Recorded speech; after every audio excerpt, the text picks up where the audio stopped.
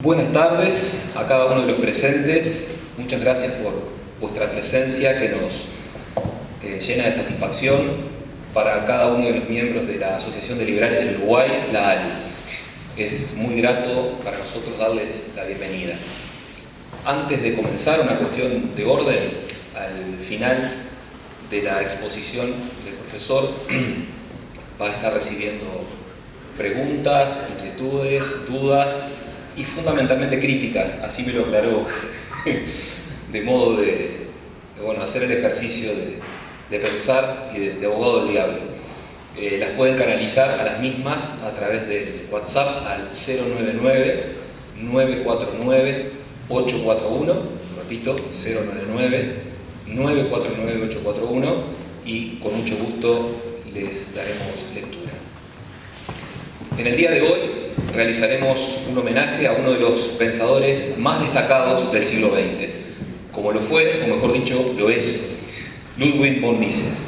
Sus trabajos filosóficos, sus investigaciones históricas y sobre todo sus notables aportes a la ciencia económica lo ubican a la altura de los intelectuales más influyentes y de renombre del mundo contemporáneo. En este sentido, les proponemos realizar una muy breve reseña biográfica de nuestro homenajeado, la cual estará a cargo de uno de los miembros integrantes de la ALU, el señor Jorge Borlandelli. Fue economista de los lunes en Radio Sarandí entre los años 1991 y 1993, profesor de finanzas y finanzas internacionales en cursos de grado y posgrado de la UDAL durante los años 1992 a 2003, candidato a la vicepresidencia de la República por el Partido Liberal en el 2004. Sin más, le cedemos la palabra. Jorge.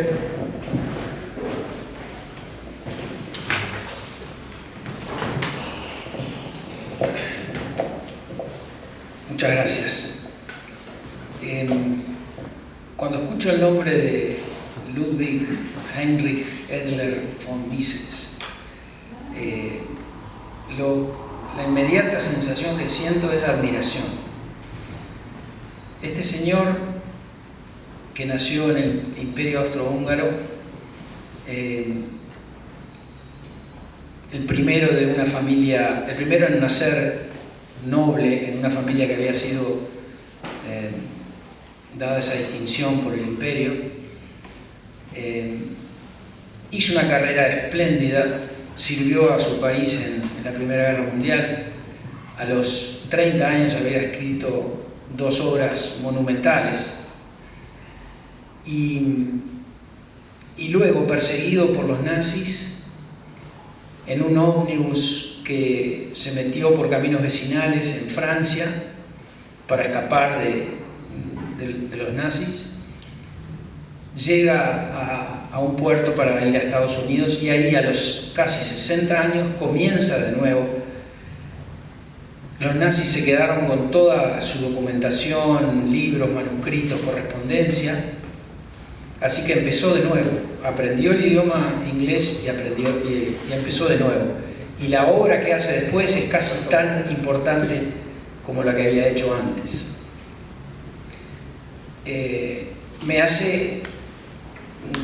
Me genera no solo admiración, sino la fuerza como para seguir aportando lo poco que yo pueda aportar en este camino difícil de defender las ideas de la libertad.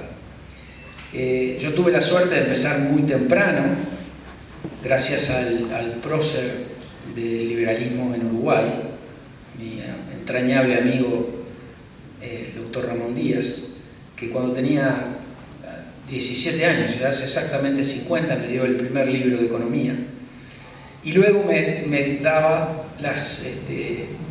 los catálogos de las librerías que llegaban por correo, y donde él compraba los libros, y yo aprovechaba y también los revisaba y elegía ahí algunos.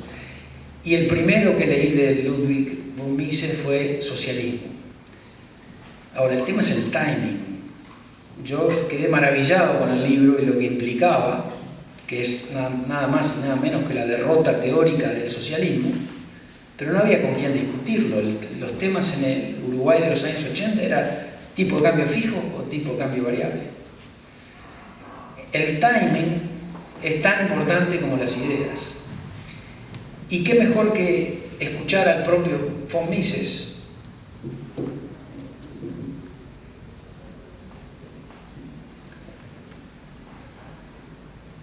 Acción humana, parte 7. El lugar de la economía en la sociedad. Capítulo 37, parte 2. Economía y opinión pública. Nos dice: en la economía de mercado, la concreción de innovaciones tecnológicas no requiere nada más que el conocimiento de su sensatez por parte de uno o unos pocos espíritus iluminados. La chatura y la torpeza por parte de las masas no serán capaces de frenar a los pioneros de la mejora. No tienen estos necesidad de ganarse la aprobación previa de personas desganadas. Son libres de embarcarse en sus proyectos, aun si todos los demás se ríen de ellos. Luego, cuando los nuevos, mejores y más baratos productos aparecen en el mercado, estos burlones se abalanzarán por ellos. No importa lo simple que sea una persona, él sabe la diferencia entre un zapato barato y uno más caro y apreciar la utilidad de los nuevos productos. Pero es diferente en el terreno de la organización social y las políticas económicas. Aquí, las mejores teorías son inútiles si no están respaldadas por la opinión pública. No puede funcionar si no son aceptadas por la mayoría de la población. Cualquiera sea el sistema de gobierno, no habrá posibilidad de gobernar una nación de forma perdurable en base a doctrinas que no sintonizan con la opinión pública. Eventualmente, la filosofía de la mayoría prevalece. En el largo plazo, no puede haber tal cosa como un sistema de gobierno impopular. La diferencia entre la democracia y el despotismo no afecta al resultado final. Se refiere solamente al método por el cual el ajuste del sistema de gobierno a la ideología que el pueblo tiene se materializa. Los autócratas impopulares solo podrán ser destronados mediante levantamientos revolucionarios, mientras que los gobernantes democráticos impopulares serán pacíficamente echados en la siguiente elección. La supremacía de la opinión pública determina no solamente el papel singular que la economía ocupa en el complejo de pensamiento y conocimiento humano, sino que también determina el proceso entero de la historia humana. Las habituales discusiones sobre el papel que juega el individuo en la historia no dan en la tecla. Todo lo que se piensa, hace y logra es la obra de individuos. Las nuevas ideas y las innovaciones son siempre el logro de individuos excepcionales, pero estos grandes individuos no podrán tener éxito en ajustar las condiciones sociales a sus planes si no convencen a la opinión pública. El florecimiento de la sociedad humana depende de dos factores: el poder intelectual de destacados individuos para concebir teorías sociales y económicas sanas y la capacidad de estos u otros individuos de hacer estas ideologías apetecibles para la mayoría. Los dejo con una persona que reúne ambas características. Bueno, muchas gracias. Gracias por la invitación para intercambiar ideas con ustedes. Y voy a poner algunos temas en el contexto nietzscheano a los efectos de promover el debate y la crítica, como dijo Fernando. Tengo un latiguillo el primer día de mis clases y que digo: si algo no resulta claro, interrúmpanme, si no están de acuerdo, discútanme, pero si creen que es claro y creen que están de acuerdo, hagan de abogado del diablo, porque ese es un ejercicio muy bueno para pulir algunos aspectos que prima facie pueden aparecer como claros, pero que hay que encauzarlos en otras avenidas. Yo quiero comenzar estas breves reflexiones diciendo que yo a Mises lo conocí en el año 59, cuando fue a la Universidad de Buenos Aires a dar sus célebres 6 conferencias en la Facultad de Ciencias Económicas, invitado por mi padre. Dicho sea de paso, hago una nota a pie de página y digo que si no hubiera sido por la perseverancia y la infinita paciencia de mi padre para mostrarme otro lado de la biblioteca, yo sería probablemente trotskista, o para no ser cargar tanto las tintas contra mí mismo, sería por lo menos keynesiano. hice y completé 2 doctorados y nunca escuché desde la cátedra nada ni remotamente parecido a algo que tenga alguna simpatía con la tradición de pensamiento liberal. En todo caso, mi padre lo invitó a Mises y lo recibió quien era uno de los participantes en un seminario que empezó en 1942, mi padre, con el libro de Haberler, Prosperidad y Depresión, en la primera edición en castellano del Fondo de Cultura Económica en el año 42. Ese mismo año, un seminario con muy pocas personas, una de ellas era Leslie Chapman, que después fue decano de la Facultad de Ciencias Económicas, donde hicieron esas 6 conferencias. Hace muy poco tuve el privilegio que Unión Editorial de Madrid, en una nueva edición de esas 6 conferencias, me pidió el prólogo. Ahora hago una confesión algo personal, digamos, de las 6 conferencias. Me arrepiento enormemente que en la 6ª conferencia me la perdí porque le hice un duplicado al auto de mi padre y salí con una chica. Lamentablemente me perdí esa conferencia. Luego estuve nuevamente con Mises en el año 68, 1968, en la última sesión de las últimas clases que daba en la Universidad de New York, para ver una descripción, si les interesara, muy detallada de toda la obra, o buena parte de la obra de Ludwig von Mises, en la revista académica de Estudios Públicos de Santiago de Chile, número 42 de otoño del 91, hay un ensayo largo mío que se llama Ludwig von Mises, Introducción y una antología.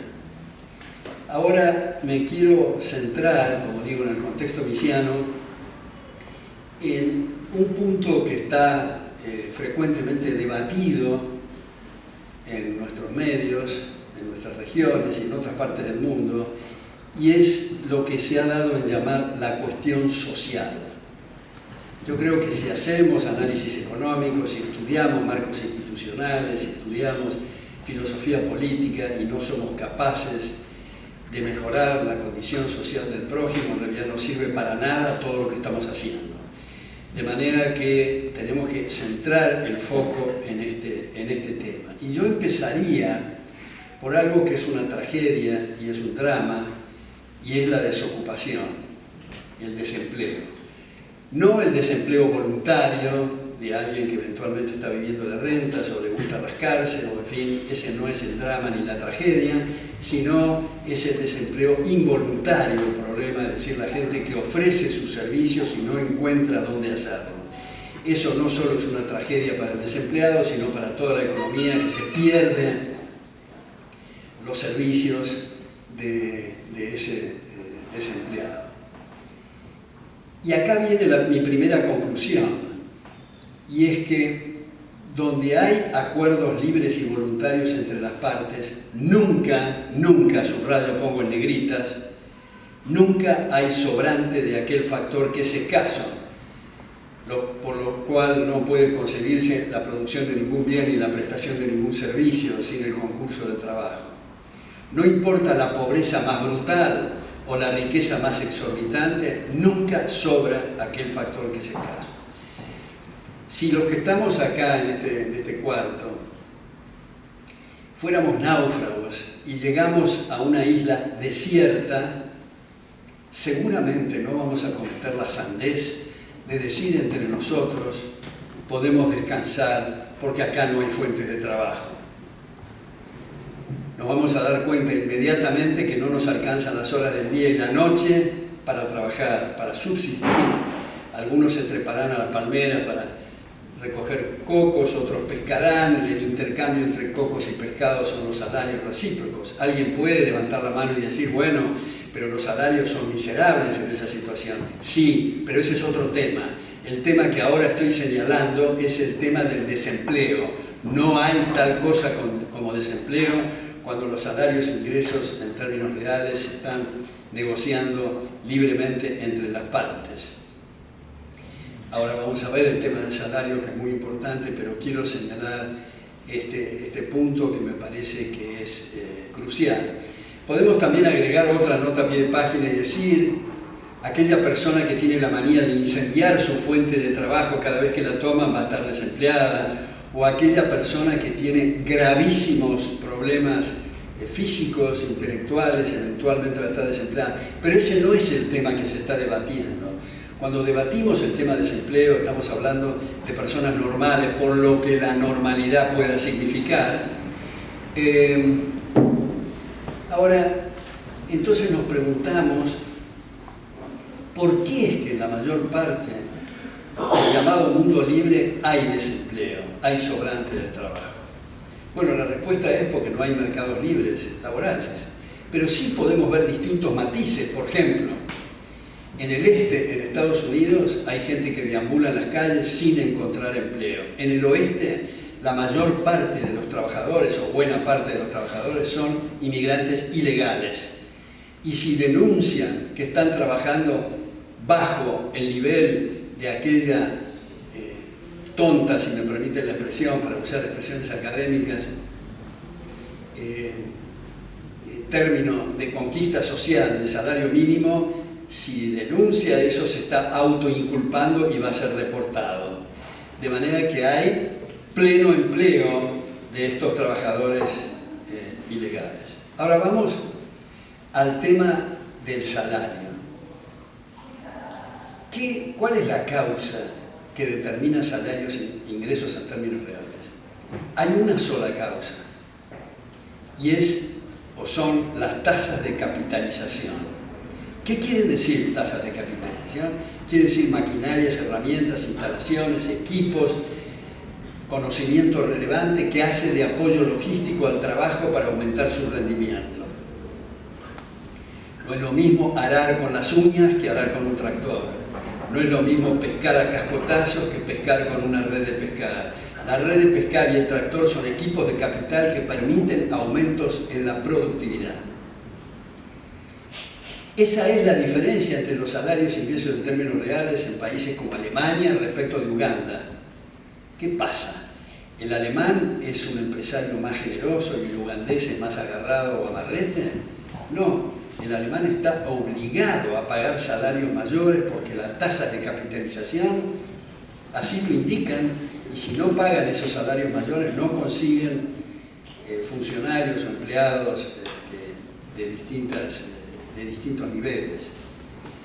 Si hay un pintor de brocha gorda en La Paz, Bolivia, que se muda a Houston, Texas, va a ganar 500 veces más. ¿Pero qué pasó?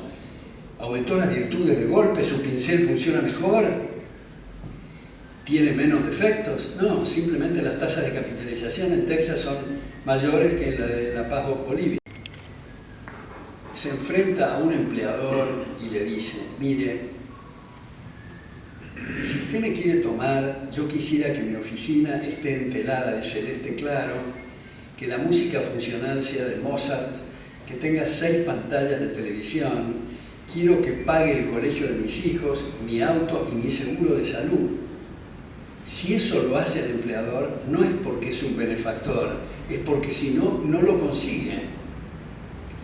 Y a medida que las tasas de capitalización son mayores, mayores son los ingresos y salarios en términos reales.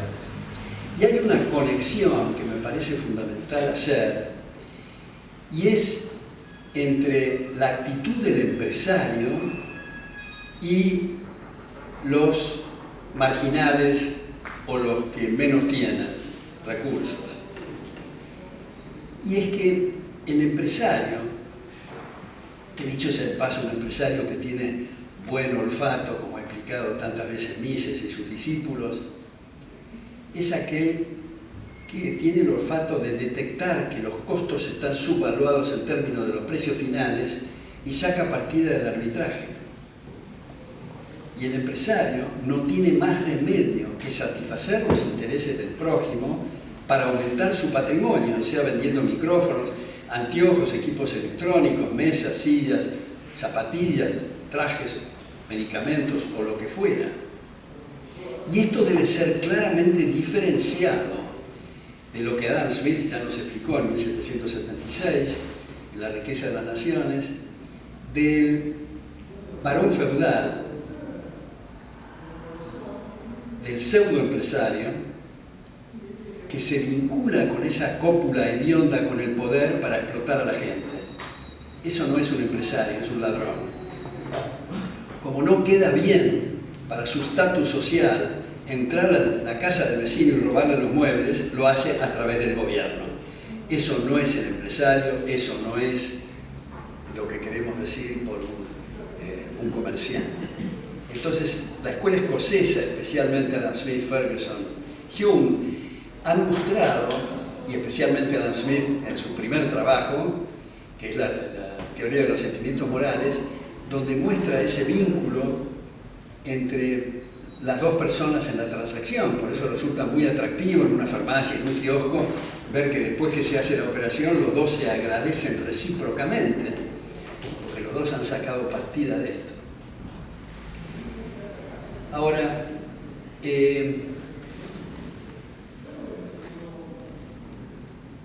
esta operación del empresario se traduce en precios. Precios y propiedad son términos correlativos, no hay uno sin el otro. El precio está reflejando transacciones de derechos de propiedad. Y si se decide, como ha explicado Mises, abolir la propiedad, como sugiere Marx y Engels en 1848 en el Manifiesto Comunista, que el mismo Marx y Engels dice que se puede resumir toda su filosofía en la abolición de la propiedad, entonces no sabríamos si conviene hacer los caminos de asfalto o de oro. Y si alguien levanta la mano y dice, con el metal aurífero es un derroche, es porque recordó los precios relativos antes de dar el manotazo a la propiedad. Ahora, sin necesidad de llegar al extremo de abolir la propiedad, en la medida que los energúmenos que todos conocemos, burócratas gubernamentales, megalómanos, que dicen, no se puede dejar a la anarquía del mercado, el precio, voy a intervenir. Entonces, en lugar de tener un sistema, como explica Hayek, de conocimiento fraccionado y disperso, tienen ignorancia concentrada. Y aparecen problemas, como lo que ocurre, por ejemplo, en Venezuela con este personaje que habla con los pajaritos. Y en todos los lugares donde se intervienen los precios. Hay un periodista, que no sé si ustedes ubican, que se llama John Stossel, con doble S, que trabajaba en Fox News y cuenta o relata lo siguiente. Dice, imaginemos un trozo de carne envuelto en celofán en una góndola en un supermercado. Ahora los invito a cerrar los ojos y vamos en regresión. Empecemos con los agrimensores que calculan espacios y campos, veamos los alambrados, los postes, tengamos en cuenta que los postes son proyectos que llevan más o menos 30 años entre la siembra y la tala, para no decir nada de las cartas de crédito, de los transportes, de las empresas para hacer los transportes, etc. Imaginemos los plaguicidas, imaginemos los fertilizantes, imaginemos los tractores, imaginemos los peones, imaginemos las riendas, los caballos, en fin, etc. En ese pequeño trozo de carne envuelto en celofán, en la góndola del supermercado, han colaborado más o menos 400.000 personas, sin conocerse, cada uno en el spot, haciendo lo que sabe hacer, y transmite los resultados a través de los precios en una coordinación, y cuando aparecen estos megalómanos, no hay celofán, no hay carne, no hay góndola, no hay supermercado. Y esto debido a que se ha hecho este corte de estos sistemas o mecanismos, digamos, de información que son los precios. Por eso, Mises en el año 20 ha explicado que no hay posibilidad, si no hay propiedad, no hay precio, de evaluar proyectos, no hay posibilidad de contabilidad ni posibilidad de cálculo económico, como dijimos antes. Entonces viene el tema este de las llamadas conquistas sociales que mencioné tangencialmente recién. Esto es, por ejemplo, el salario mínimo. Salario mínimo implica un salario superior al salario de mercado. ¿Qué es el salario de mercado? El salario que marca la tasa de capitalización. Supongamos que fuera 100, se pone un salario mínimo de 300, pues los que están entre 300 y 100 van a estar desempleados. El gerente general, el gerente de finanzas, el gerente administrativo, el auditor, el contador, eventualmente no se enteran del tema porque el salario mínimo no lo toca a ellos. Pero si el salario mínimo, pongamos el caso uruguayo, se pone un salario mínimo de $50.000 mensuales, todo el mundo está desempleado. Nadie encuentra empleo. Ahora, como las burocracias han encontrado algunos caminos y algunas trampas, prometen en campaña aumentar el salario mínimo y al mismo tiempo aumenta la inflación para derretir en términos reales ese salario aumentado en términos nominales. Lo cual nos entra en otro tema que quiero agregar aquí, y es el tema monetario. Y me alegro que después de 50 años que produje mi primer libro, Fundamento de Análisis Económico, prólogo del Premio Nobel Hayek y prefacio del ex secretario del Tesoro de Estados Unidos, William Simon, después de 50 años de machacar con el peligro de la existencia de un banco central, me alegro y celebro, y como dije en la Feria del Libro la última vez, es para mí un orgasmo intelectual el hecho de que Javier Milei lo proponga ahora en la Argentina, la abolición del Banco Central.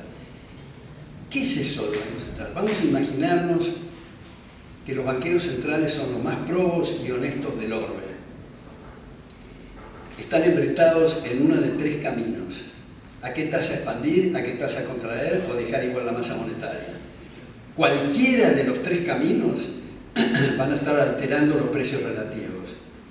Y los precios, dijimos, son los únicos indicadores que tiene el mercado para operar, por lo tanto hay consumo de capital y por lo tanto, consecuentemente, hay disminución de salarios e ingresos en términos reales. Ahora se dice, bueno, pero no seamos exagerados, vamos a suponer un banco central independiente, otra sandez, que ha explicado los premios Nobel Milton Friedman, Hayek y Gary Becker. Pues se van a equivocar independientemente, porque no tienen salida si son autoridad monetaria y operan con el curso forzoso y el Banco Central.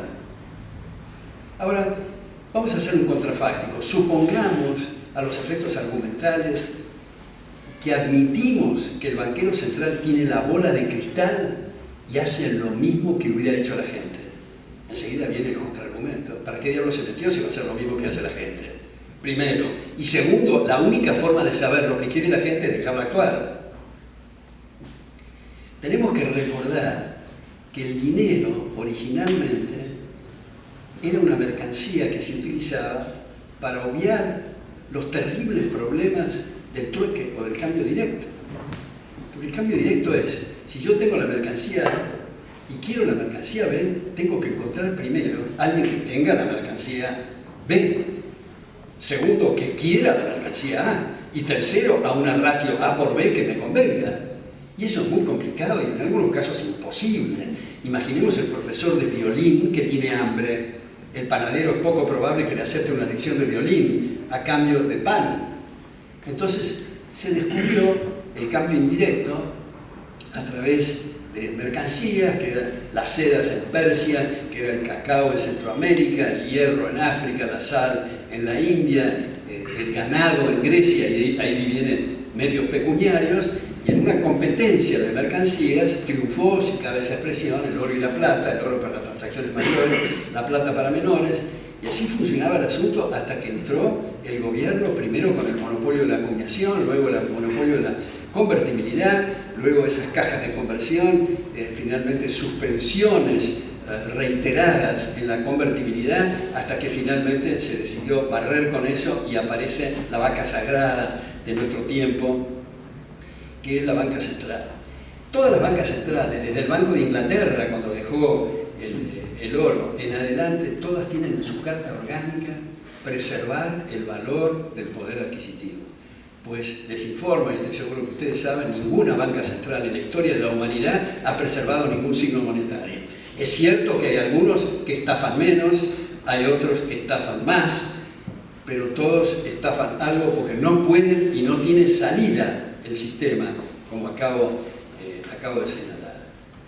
Entonces, este tema monetario es muy fundamental, como digo. Y por último, en estos puntos que quiero señalar, dado que Jorge leyó un párrafo sumamente sustancioso de Mises, donde menciona la expresión democracia, creo que estamos viviendo una época, no de determinado país, pero en general, donde la democracia concebida como los Giovanni Sartori de nuestra época, de preservar los derechos de las personas como aspecto medular, se ha dejado de lado para que aparezca como aspecto medular el recuento de votos. Y como ha señalado muy bien el constitucionalista argentino Juan González Calderón, los demócratas de los números ni siquiera de números saben, porque basan en dos ecuaciones falsas: 50% más 1 igual a 100%, 50% menos 1 igual a 0%. Y no solo se ha tergiversado lo principal por los accesorios, sino que lo principal se dejó de lado. Pues parece que solamente suma de votos. Entonces, se parece más, los sistemas se van pareciendo a cleptocracia, es decir, el gobierno de los ladrones, de sueños de vida, de propiedades y libertades, y no de lo que es el sentido de la democracia como eje central, el respeto recíproco, o sea, la preservación de los derechos de la gente. En este sentido, termino con esto, hay muchos debates pendientes que tenemos los liberales, pero uno de ellos me parece muy importante, que es subrayar la necesidad de trabajar las neuronas y hacer un ejercicio para buscar nuevos límites al poder. Porque como dice Hayek en Law, Legislation and Liberty, Derecho, Legislación y Libertad, subrayo muy importante ese título, ¿no? Derecho, legislación, no es lo mismo. Hay leyes injustas, lamentablemente en muchas facultades de derecho, salvo honrosas excepciones, no egresan abogados, que significa la defensa del derecho, sino que egresan estudiantes de leyes que pueden repetir y memorizar el número de la ley, el inciso y el párrafo, pero no tienen la menor idea cuáles son los mojones y puntos de referencia extramuro de la ley positiva. Entonces, Hayek en el primer tomo, en la edición inglesa de 1973, la primera edición, dice en las primeras 12 líneas que el liberalismo ha producido efectos y contribuciones muy notables, como la eliminación de la monarquía absoluta y otros, pero tenemos que reconocer, dice Hayek, que hemos sido un completo fracaso. Vamos a ver que se ubique este señor porque me distrae. Un completo fracaso en ponerle bridas o límites al leviatán. Entonces sugiere, bueno, distintas, la no reelección de los legisladores, distintas funciones en las dos cámaras. Se ha agregado a eso, se ha enancado a lo que dice Hayek, el ejemplo de estados como Texas, como Nevada, Dakota del Norte, donde es obligatorio para los legisladores trabajar part-time, tiempo parcial, para que sepan qué es el sector privado y para que no hagan un negocio con la política, además de la no reelección, etc. Bruno Leoni, extraordinario jurista italiano, sugiere en La libertad y la ley que en el Poder Judicial se establezcan árbitros privados, sin ninguna condición de ninguna naturaleza, incluso no necesitan ser abogados y a veces es mejor, para que aparezca de nuevo lo que era y había surgido originalmente en la Roma clásica y en el common law inglés, del derecho como un proceso de descubrimiento de competencia entre fallos judiciales. Y por último, viene algo que le va a chocar mucho, adelanto, y es un pasaje muy poco conocido y explorado de Montesquieu, El espíritu de las leyes, donde dice para el Ejecutivo, abro comillas, está en la índole de la democracia elegir a los gobernantes por sorteo. ¿Cómo por sorteo? Dice la gente. Quiere decir que ni sirvió café en el bar de recién, puede ser presidente, o el taximetrero, o el filósofo, o el médico, lo que fuera. Sí, porque lo importante son las instituciones y no las personas. El incentivo, como nos ha enseñado Ronald Coase, o Harold Dempsey o North, nos han enseñado, Douglas North nos han enseñado que son los incentivos lo importante, y los incentivos es defenderse del gobernante teniendo instituciones fuertes. Si yo les pregunto a ustedes quién es el presidente o quién es el primer ministro de Suiza, estoy seguro que nadie me puede contestar, porque es irrelevante. Lo importante en Suiza son las instituciones y no las personas, no las sonrisas pornográficas en las campañas electorales latinoamericanas y de otros lares. Ahora, es para lo que decía Karl Popper, para que el gobierno haga el menor daño posible. Más aún, en la Asamblea Constituyente de Estados Unidos, en 2 sesiones, se debatió intensamente, y es muy interesante este debate, tener un ejecutivo tripartito. Esto es limitarse a mirar la superficie del mar, sino tener el coraje de zambullirse y observar las corrientes subterráneas.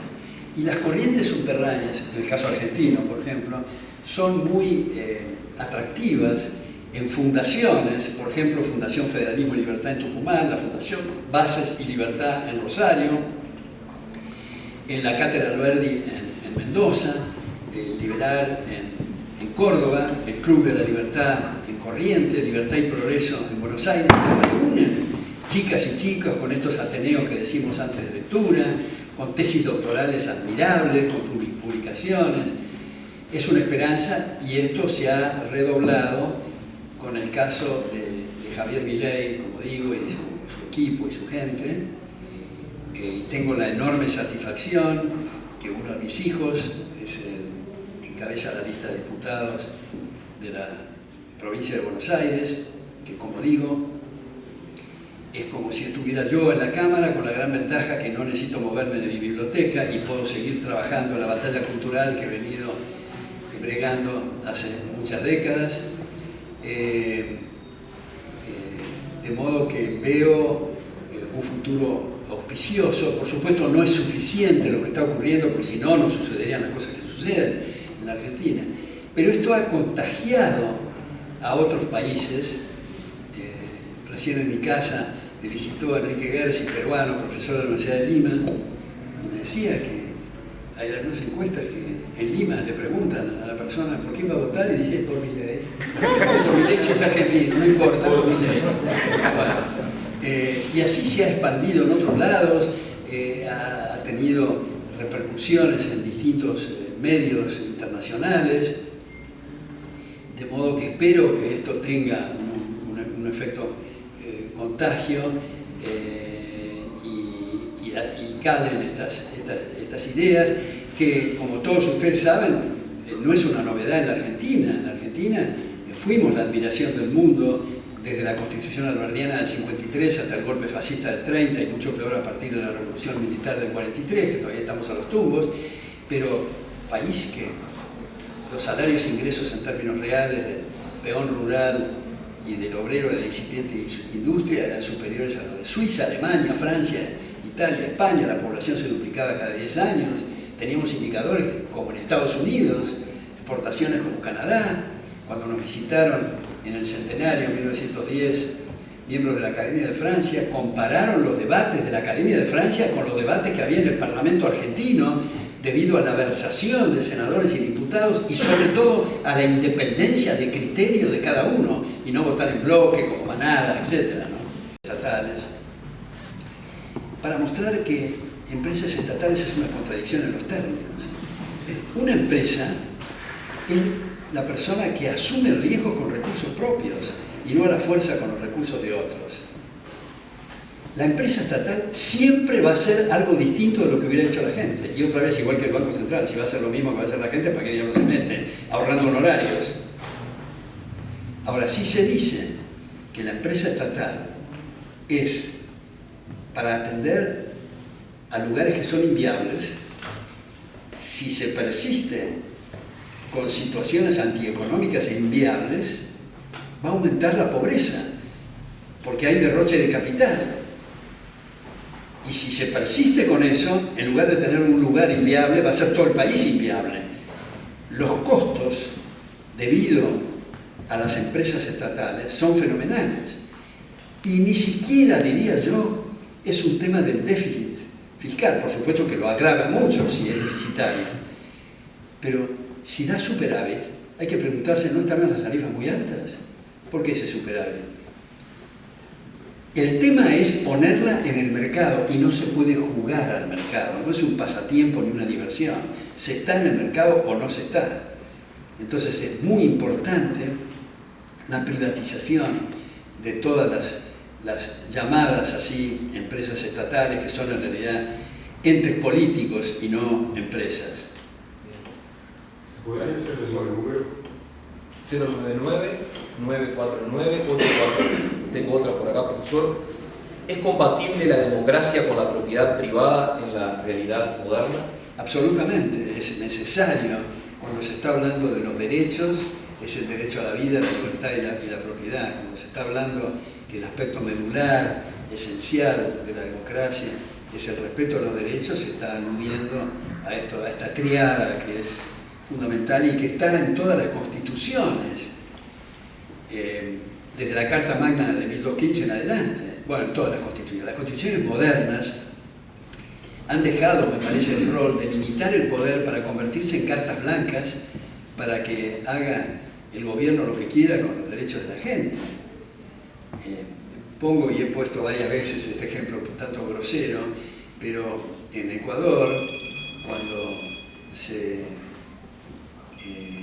instauró una asamblea constituyente, varios constituyentes seriamente propusieron en la asamblea incluir en la Constitución el derecho al orgasmo de la mujer. Eso muestra que no hay la menor idea que es una constitución. La constitución brasilera, no la actual ni la anterior, sino la inmediatamente anterior, tenía un inciso que decía cuál debía ser la tasa de interés en términos reales.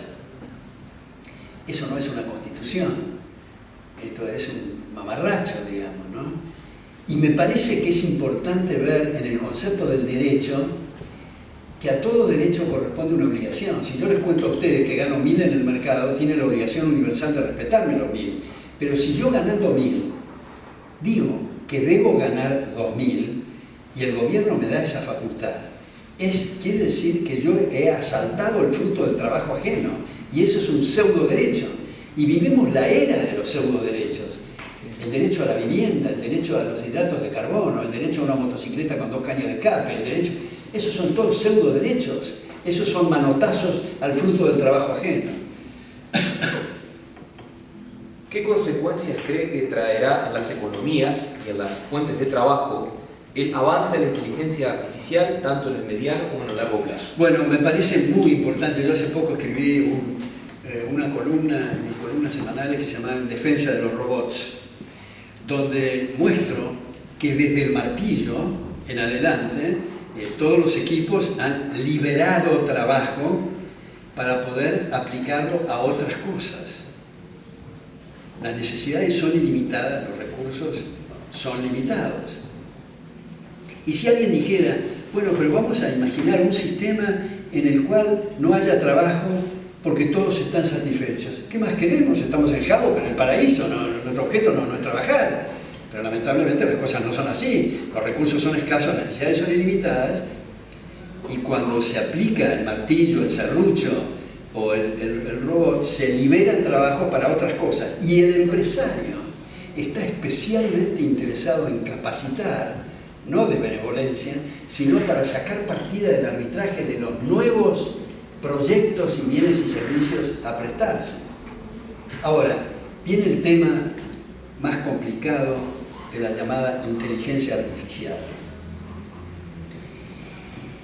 Inteligencia viene de interlevum, de captar esencias, y eso es un atributo del ser humano. Me parece casi de Woody Allen entrar a una casa y decir la persiana es inteligente. Se puede utilizar muchas otras palabras o otras expresiones, pero no es adecuada. La inteligencia es un atributo del ser humano. Hay otras cosas que utilizamos nosotros en el lenguaje coloquial. Decimos, ¿qué memoria tiene la computadora? Está mal usar memoria y computadora. Cuando nuestros bisabuelos hacían un nudo al pañuelo, para acordarse de algo, nadie en su sano juicio decía qué memoria tiene el pañuelo. O yo personalmente, cuando guardo mis archivos en un galpón, no digo qué memoria tiene el galpón. La memoria es un atributo del ser humano. Y lo mismo la computadora. El que computa es el ser humano. La computadora son impulsos eléctricos. Entonces, comprendo los beneficios de lo que se ha dado en llamar inteligencia artificial, beneficios y aspectos contrarios, como todo. El martillo puede utilizarse para clavar un clavo o para romperle la nuca al vecino, digamos.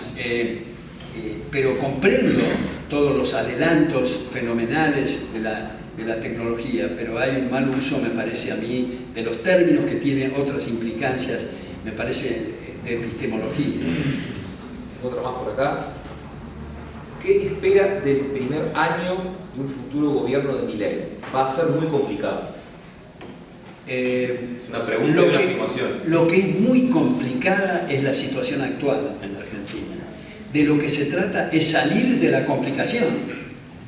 Por eso hay expresiones, yo comprendo estas cuestiones semánticas, a veces no hay que insistir demasiado, pero digamos cuando se habla una política de ajuste, en el caso argentino, estamos hartos de los ajustes de hace 80 años. Queremos un desajuste, en el sentido de liberarnos de los ajustes y engrosar los bolsillos de la gente. Y eso es lo que está proponiendo Javier Milei.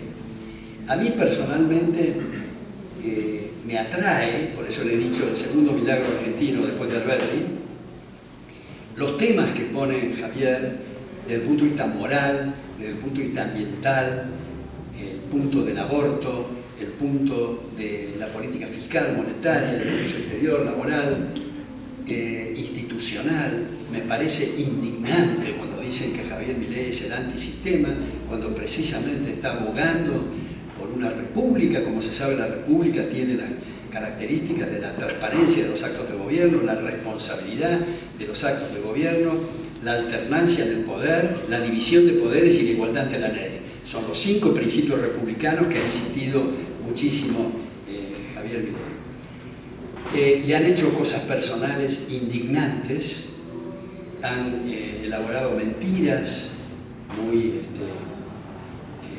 me parece, bochornosas, pero me parece que como muchos no pueden refutar sus propuestas, quieren entrar en su fuero personal. Yo, personalmente, las grandes presidencias de la Argentina, como Nicolás Avellaneda, como Mitre, como Roca, como Sarmiento, personalmente les confieso que no tengo la menor idea cuál era su vida privada y no me interesa.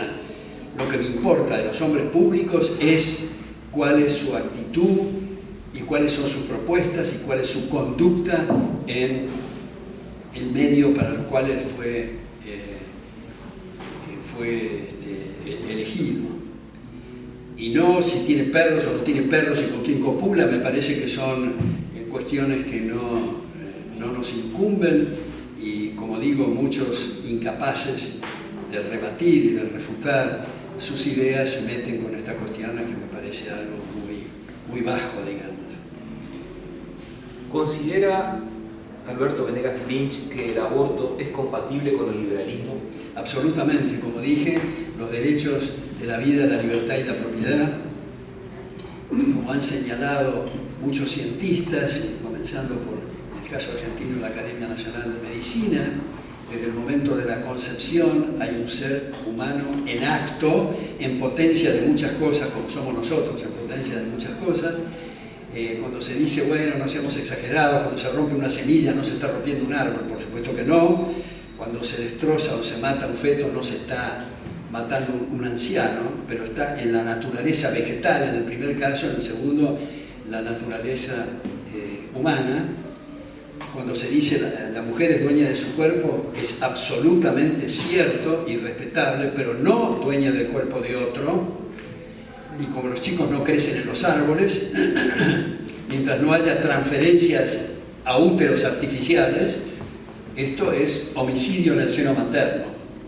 Mal llamado, creo yo, aborto, porque cuando se aborta una revolución es porque hubo de producirse y no se produjo. En el caso, lo mismo del ser humano que estoy hablando, parecería que es como si fuera La carga genética completa del ser humano está en el instante de la concepción, está marcado hasta la última peca que va a tener en la cara siendo anciano. De manera que esto me parece que es un tema fundamentalísimo que ha hecho Javier Milei con la indignación de muchos y muchas, pero me parece que es un punto muy importante hacerlo. Y les hago una confesión, y no voy a dar el nombre porque sería una indiscreción mayúscula, además se rectificó, pero hace poco un sacerdote me escribió un chat simpatizando con Milei y me dijo: te sugiero, Alberto, que hables con Javier para decirle que no hable del aborto porque va a perder votos. Yo le dije: padre, me parece indigno lo que está diciendo, porque antes de los votos están los valores. Y me parece increíble que esto lo diga un sacerdote. Bueno, corcovió algo, pero luego, en una homilía, había una cosa indirecta, interpreto yo, que se rectificó. Pero bueno, ese es uno de los puntos. Sí. Vamos con una más. ¿No sería bueno impedir que quienes perciben planes sociales puedan votar para impedir la corrupción y el clientelismo? Bueno, este es un punto yo creo que habría que sí analizar. Tiene su faceta interesante. El que está viviendo coactivamente del bolsillo ajeno, creo que es por lo menos pastoso que se diga que puede sufragar y decidir quiénes van a ser los que teóricamente van a proteger derechos en esa situación, me parece.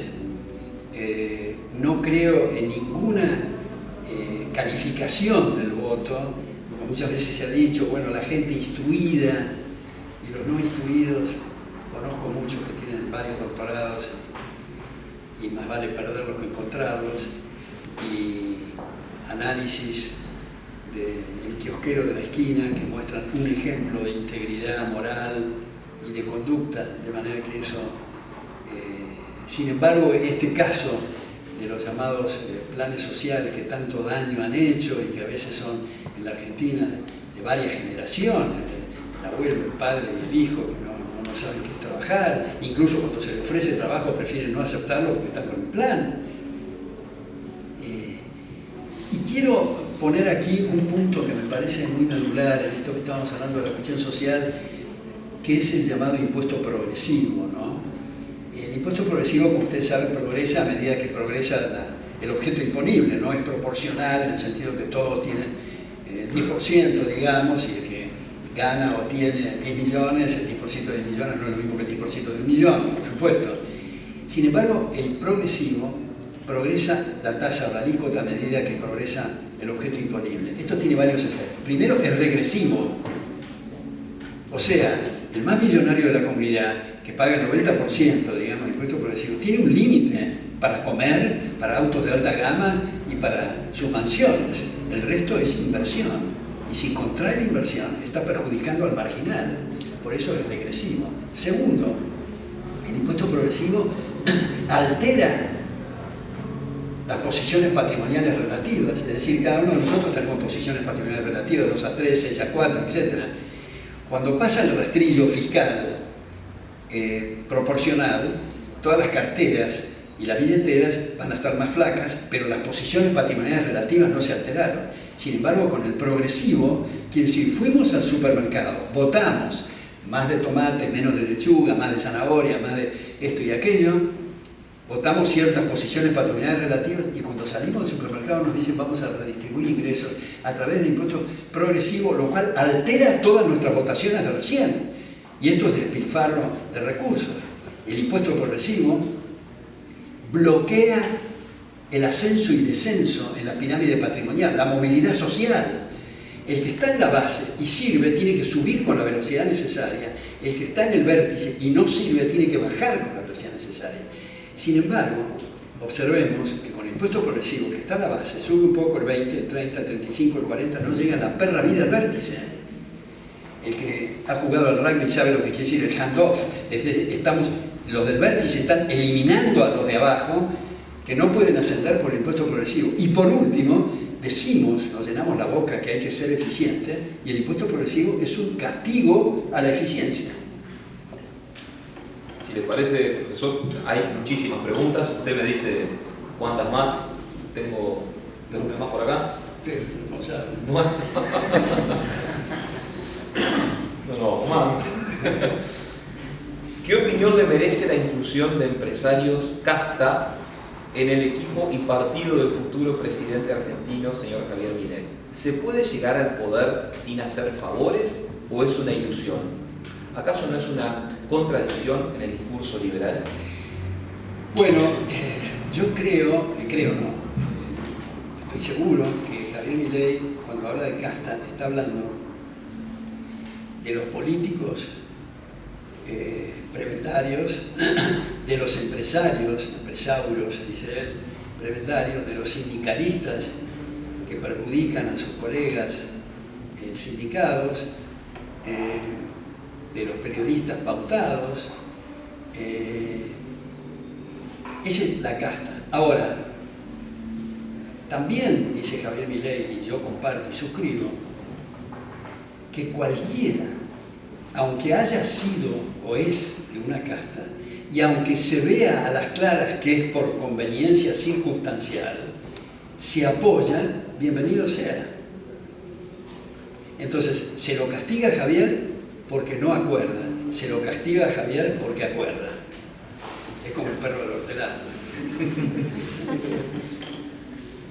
¿Cuál es la esencia de un impuesto? ¿Debe pagar más quien gana más? Bueno, recién dijimos esto con el impuesto, creo que lo ilustramos con el proporcional y el progresivo recién. ¿Cuál es su perspectiva y opinión a mediano plazo con respecto a la expansión de las ideas de la libertad en Sudamérica? Bueno, Milton Friedman, para citarlo de nuevo, él decía que para pronosticar el futuro no hay que limitar. Para mitigar el tema, ya sé que se ha aplicado en otros países equivocadamente y con algunas otras limitaciones, pero digo, incluyendo el caso argentino con el triunvirato, y el caso uruguayo también, pero digamos, el tema en Estados Unidos era para mitigar el caudillaje y el presidencialismo, solo en caso de guerra, por turno ser comandantes en jefe.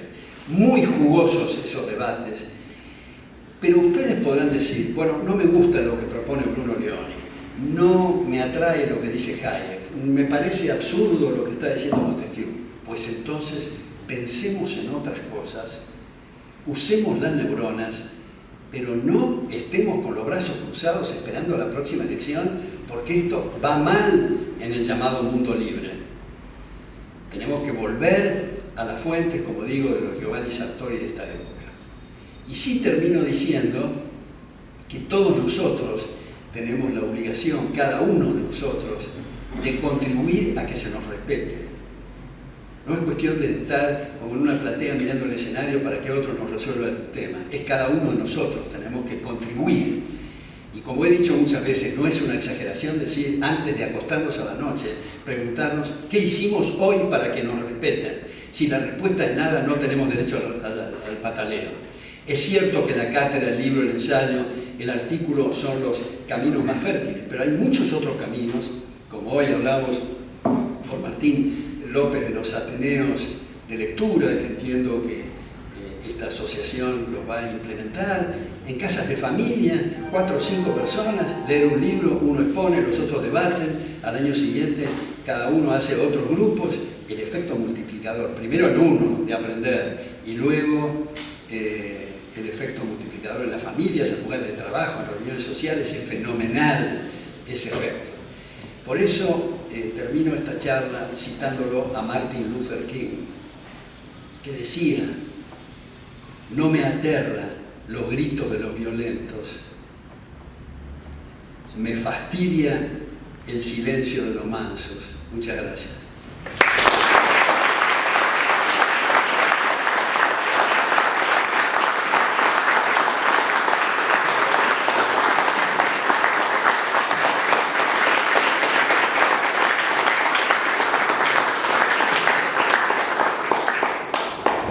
Bueno, espero las críticas.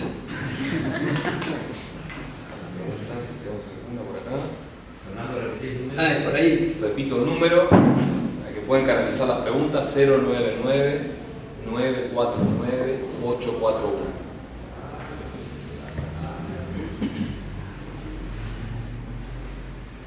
Por favor, ¿podés repetirlo una vez más? 099-949-841. ¿Cómo lo claro?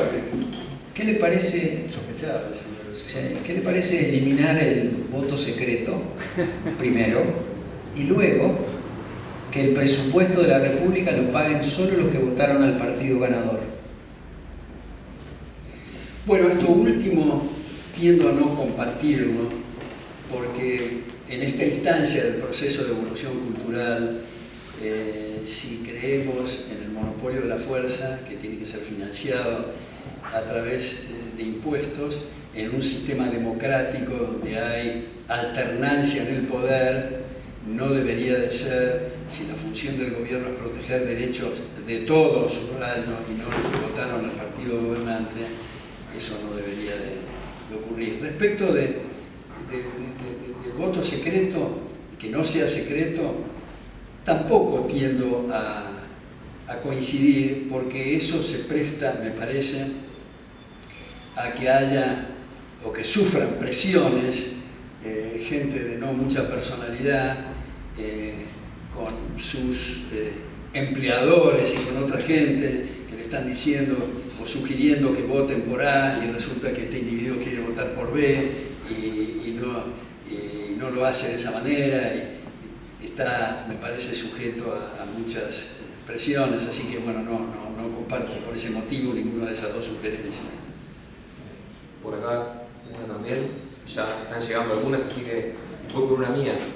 Para quien se esté iniciando en el liberalismo, ¿qué 2 o 3 libros usted le sugeriría? Ya sé que van a decir los 30 míos. Le sugeriría como para el puntapié y la iniciación en el ideario liberal. Bueno, aprovecho para pasar un chivo. El 22 de noviembre en la Universidad del SEMA, en Buenos Aires, Emilio Campos y Manuel Adorni presentan mi nuevo libro que se llama Los aparatos estatales nos aplastan. Así que si pueden algunos ir, sería un placer verlos ahí. Ahora, ¿cuáles son los libros? Yo creo que hay 2 libros fundamentales de inicio. Uno es La Ley de Bastiat, de Frédéric Bastiat, el economista decimonónico, donde explica el concepto del robo legal, que me parece muy atractivo, y todo el significado de lo que es la ley, y luego Economía en una lección de Henry Hazlitt. Son 2 libros muy sencillos que pasan por una serie de temas, que es lo atractivo para los ateneos de lectura, no estarse sentando o no sentarse en un solo tema, sino abrir un abanico de distintos aspectos. Y cortos. ¿Perdón? Y cortos. Y cortos, sí, muy ágiles son. Después hay un libro mío que se llama Liberalismo para Liberales, que fue un bestseller en la Argentina, editado por MC, donde ahí cometo un gravísimo error. Como decía Borges, como no hay texto perfecto, si no publicamos nos pasamos la vida corrigiendo borradores. Siempre mirando para atrás uno dice, podía haber dicho eso, podía haber no dicho aquello, podía haber argumentado de esta manera, y el error garrafal mío en ese libro es haber sido partidario de la prohibición de las drogas. Creo firmemente, luego escribí un libro que se llama La tragedia de la drogadicción, una propuesta, con el prólogo de mi querido Carlos Alberto Montaner, donde señalo, como han dicho los expresidentes del Uruguay, Jorge Valle, como ha dicho Vicente Fox en México, Enrique Cardoso en Brasil, Oscar Gaviña en Colombia, que han tenido que ver estos temas muy de cerca. Si no se libera todas las drogas inmediatamente, va a terminar esto con la democracia. Porque hay un paralelo y un estrecho vínculo con la ley seca. Toda la corrupción fenomenal de políticos, de jueces, incluso de la DEA, de los que se ocupan teóricamente de luchar contra las drogas.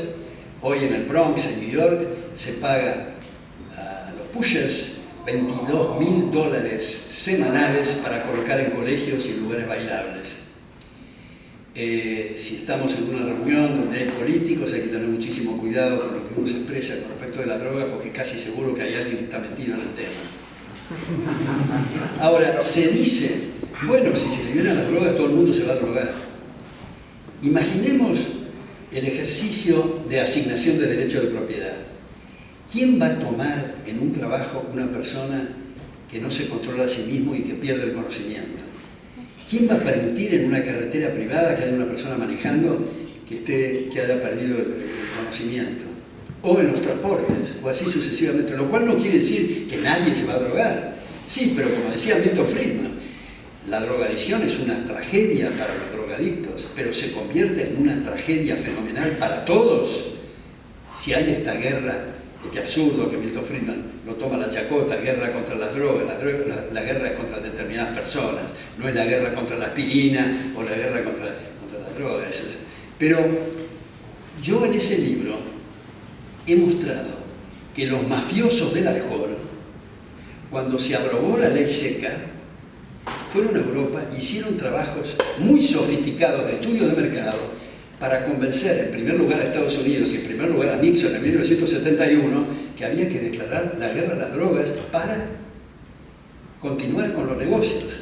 Los márgenes operativos debido a la prohibición son muy altos y como consecuencia de eso, y una vez, me acuerdo en México, esto lo publiqué hace poco, lo recordé y me mandó un mail, Agustín Navarro, médico y economista, cuando yo era partidario de prohibir las drogas, que dicho sea de paso, son alumnos míos de la Universidad de Buenos Aires que me convencieron de mi sandez y que me mostraron que era incompatible con todo lo que estaba enseñando, se los debo a ellos, pero Agustín Navarro me argumentaba en favor de la liberación de las drogas y yo no era partidario de esto, pero me interesó sus argumentos médicos y de economista y le dije, pero Agustín, ¿por qué no publicás un libro con esto?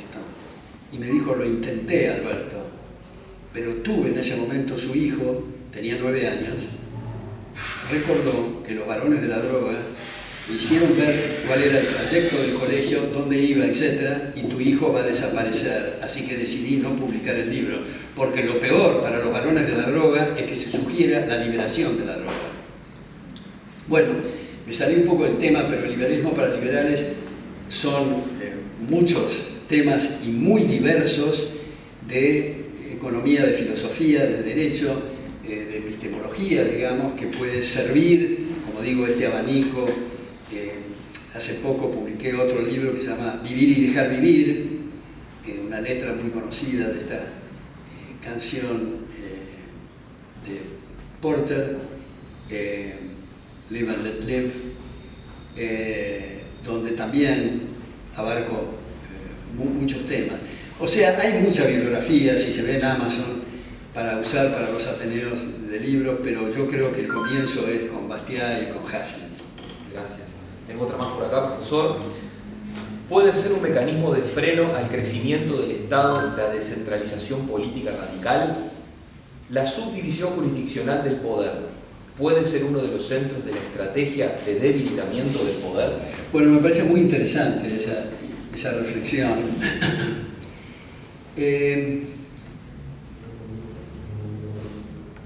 Las Naciones Unidas han sugerido tener un gobierno universal y el lamentable Papa que tenemos también adhirió a eso. Y me parece que es un peligro fenomenal que cualquier gobernante hoy del planeta sea gobernante universal, porque lo bueno de fraccionar el planeta en distintas naciones es fraccionar y dividir el poder, y dentro de cada país subdividirlo en estados o provincias o municipios. Ya bastantes problemas tenemos con el planeta fraccionado si además concentramos el poder en un solo gobernante sin tener estos pesos y contrapesos.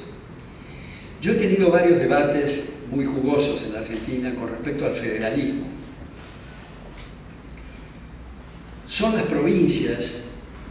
en el caso argentino, son las provincias las que constituyen la nación y no el gobierno central. Nosotros tenemos hace muchísimo tiempo un gobierno unitario que maneja con el látigo y la billetera a los distintos gobernadores para que se alineen con el gobernante de turno. Lo que sugiero es tener un verdadero liberalismo como era originalmente, federalismo como era originalmente en Estados Unidos. Esto es, son las provincias las que deben coparticipar al gobierno federal. Para la justicia federal, relaciones exteriores y defensa, solo para eso. Y el resto competir. ¿Cuál es el atractivo? Y otra vez voy a los incentivos. El atractivo es que un gobernante, por más ideas que tenga de un feudo, en fin, lo que fuera, tiene que tener en cuenta y tratar que la gente no se le mude a otra jurisdicción, primero, y segundo, atraer inversiones. Para lo cual tiene que tener gasto público razonable e impuestos razonables. Hoy en la Argentina da lo mismo, en cualquier lugar que se esté, está el fisco atrás, y no hay ese proceso de competencia. Siempre el tema de los incentivos son fundamentales, ¿no? Por eso, en el caso, me parece, veníamos hablando con Martín justamente, de esto que probablemente escribe ahora. ¿Encuentra alguna vinculación entre la implementación de la Agenda 2030 con la gobernanza mundial que explicita y eventualmente la vulneración de la propiedad privada y la soberanía individual? Sí, definitivamente. Yo escribí una de mis columnas sobre la Agenda 2030. Hay varios puntos ahí, ¿no? Primero esta cuestión de género, que yo no termino de comprenderlo bien. Los hombres que se perciben mujeres o las mujeres que se perciben hombres, me confunde todo esto. Pero uno de los puntos es el ambientalismo. Y acá me parece que es un punto muy importante ¿no? Porque como no tiene tanta buena prensa el expropiar, el expropiese de Chávez directamente, se hace a través del ambientalismo. El ambientalismo se basa en dos figuras, que son los derechos difusos y la subjetividad plural. Esto es, yo, viviendo en Buenos Aires, sé que alguno de ustedes tiene un parque con palmeras y las van a talar, yo puedo demandarlos para que ustedes no talen esa cuestión. O sea, para defender la propiedad del planeta se destroza la idea de la propiedad privada, lo cual, entre otras cosas, destroza al planeta, porque nadie cuida mejor lo suyo que no caer en lo que en ciencia política se llama la tragedia de los comunes, es decir, lo que es de todos no es de nadie. Poníamos un ejemplo el otro día con un colega, que cuando alguien, no quiero hacer propaganda, pero cuando alguien toma una lata de Coca-Cola en el living de su casa, después que la termina, no la tira al living, porque es su casa, es la tragedia de los comunes, el cuidado, y el que no cuida bien y no explota bien su campo, tiene sus días contados, como agrimensor, como agricultor, y va a consumir capital.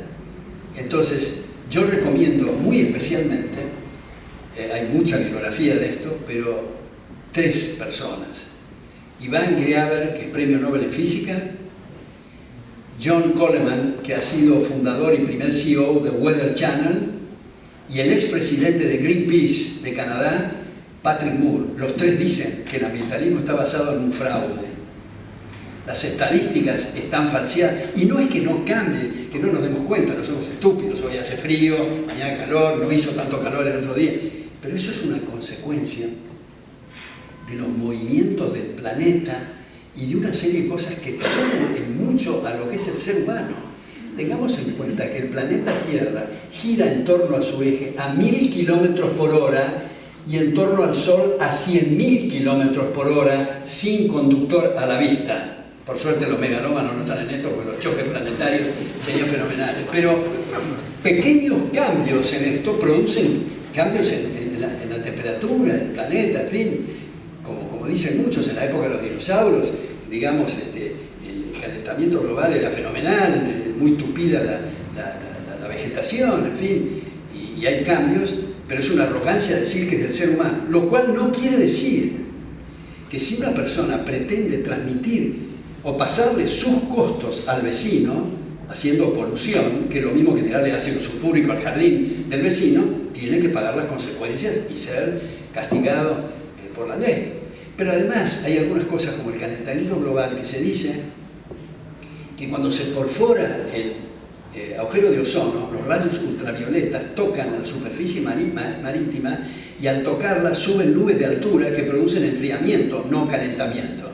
Y muestran cómo hay muchas fundaciones que están siendo financiadas debido al ambientalismo, y si se les corta este curro del ambientalismo, se les corta la financiación, ¿no? Hay otro periodista de Fox News, Glenn Beck, que mostraba vicepresidente Al Gore, vicepresidente del segundo Bush, donde decía que iba a subir las aguas del Pacífico y que era un problema, ojo, con la costa de Estados Unidos, y muestra a Glenn Beck las cámaras, y está la mansión de Al Gore, que se compró eso porque debido a su prédica bajaron los precios de los activos de las tierras y pudo construirse mansiones. De manera que hay muchas cosas muy extrañas en esta cuestión. Como digo, lo cual no quiere decir que se permita que se pasen costos a otros. Ahora están las nuevas tecnologías de los tracers, incluso para los autos y los colectivos y los ómnibus, en fin, de medir la polución para no transmitirle a otros, afectar sus pulmones. Si te parece, profesor, vamos por la última. Bueno. Hay muchas más, pero en todo caso se las haremos llegar al profesor después y bueno, si podemos, algunas respuestas las subiremos a nuestra página web, que ya pasó el chivo, www.alu.com.uy. Quienes estén interesados en adherir a nuestra asociación lo pueden hacer a través desde la página. La consulta es, ¿la inmigración libre es compatible con el estado de bienestar? Bueno, es muy interesante esta cuestión, ¿no? Como ustedes saben, antes de la Primera Guerra Mundial no existía ese documento, que es una afrenta que se llama pasaporte, que como dice, dicho Salvador de Madariaga y tantos otros, es típico de la Unión Soviética esto de tener un pasaporte. Antes la gente se ubicaba donde le daba la gana. Ahora hay muchas complicaciones modernas y hay este llamado, como dice Fernando, como dice la persona de la pregunta, el llamado estado de bienestar, que como ustedes saben es estado de malestar, no de bienestar, donde hay cosas llamadas gratuitas. No hay nada gratis. Uno de mis libros, dicho sea de paso, se llama Nada es gratis. Alguien lo paga. Cuando se dice el Estado debe hacer, no es el funcionario gubernamental que pone de su patrimonio, porque el funcionario gubernamental más bien saca y no pone. Es un vecino el que lo hace. Pero el punto central es comprender que hay algunos que dicen, con razón, bueno, pero si permitimos que entren los inmigrantes, se van a colgar al sistema de salud gratuito, entre comillas gratuito, o el sistema de educación gratuito. Y entonces sale Gary Becker y dice, no usemos a los inmigrantes como escudo y como pretexto para esto.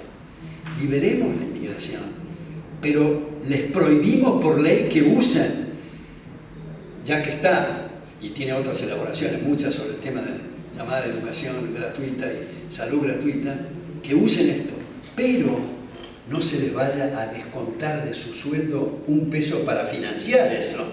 O sea, convertimos a los inmigrantes en hombres libres, como a muchos de nosotros nos gustaría ser, y no estar financiando sandeces con el fruto de nuestro trabajo. Entonces, me parece que esta propuesta de Gary Becker debe ser tenida en cuenta. Y desde luego, con los movimientos migratorios, va a haber distintos movimientos también de salarios e ingresos en términos reales. Es curioso que se diga esto, por ejemplo, en Estados Unidos, atacar la inmigración, cuando muchos de los que están hablando son hijos o nietos de inmigrantes. La Argentina se hizo con inmigrantes, y desde luego que hay que poner todo el peso de la ley en los criminales, pero eso no es característica de los inmigrantes, es característica de muchos locales, en el caso argentino, muchos peronistas, por ejemplo. De manera que no es un tema solamente de la inmigración, sino que es un tema de fundamental respeto y muestra, hay estudios, Julian Simon tiene un trabajo muy bueno mostrando que el inmigrante que viene que no es un deporte ni una cosa agradable, dejar su terruño, es porque lo persiguieron, porque lo masacraron, o porque, en fin, y hay una tendencia, y muestra estadísticas muy interesantes, en Estados Unidos justamente, que el inmigrante tiene la tendencia de ocuparse, de trabajar en lugares que los nativos no quieren, y sus hijos mostrar niveles de desempeño académico mucho mejor que los nativos, debido al problema y a la tragedia en la que están sumergidos. Bueno, muchísimas gracias.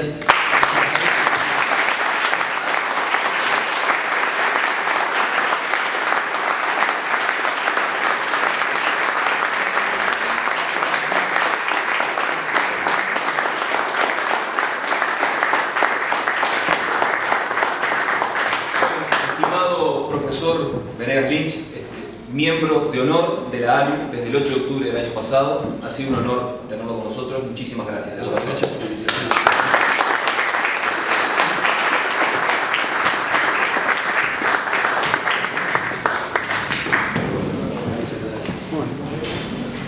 El argentino que estamos relacionados, hay un gran problema de comunicación, de memoria.